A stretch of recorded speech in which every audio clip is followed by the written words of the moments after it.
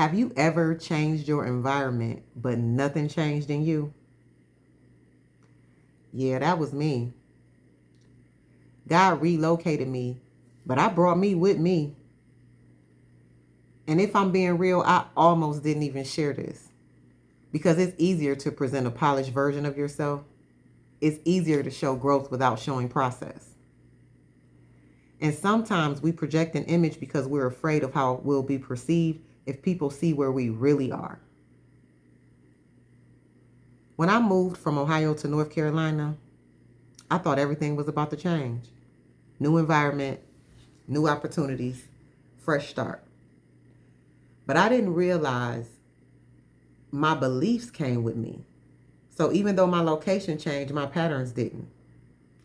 I still found myself looking for validation, trying to feel seen, reaching outside for something internal. Because what you believe will always drive how you behave. And I had to confront that. And this is where God really started dealing with me, not just about my patterns, but about my honesty. Because I had to ask myself, am I committed to being free or just being perceived in a certain way? That question right there, it checked me. Because those situations that didn't work, they weren't just situations. They were mirrors. They showed me you're still reaching for something I never assigned to them. And at the same time, God was showing me you don't have to hide where you are to become who you're called to be. So I had to start doing two things at the same time. Confront my beliefs and correct my need to protect an image. And let me say this with maturity. There have been real moments of hurt in my marriage on both sides. But instead of always dealing with what needed healing, there were moments where I tried to look outside of what needed to be restored within. And God didn't allow that to work. Not to punish me, but to protect me. Because unhealed places will always look for shortcuts. And this is where third way living comes in. It's not hiding and it's not exposing everything.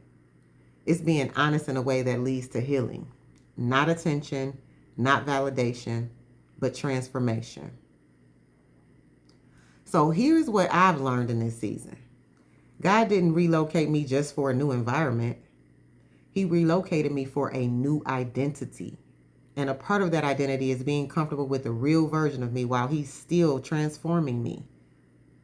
And let me say this clearly. God doesn't have to relocate you for you to locate you. You don't need a new place to become aware. You don't need distance to start healing. You just need honesty. Because the real shift happens when you stop asking, why does this keep happening to me? And start asking, what is this revealing about me? That's where freedom begins. And I'm still in that process. Not perfect, not finished, but honest. And that right there is what's setting me free for real. And if I'm honest, this didn't stop with awareness. Because once I saw the pattern, I had to ask the harder question. Why was I even entertaining these situations in the first place? Because it's not one thing to say I didn't start this. But it's another thing to admit I stayed in it. And that's what I'm going to talk about next. How I had to take responsibility for what I was tolerating.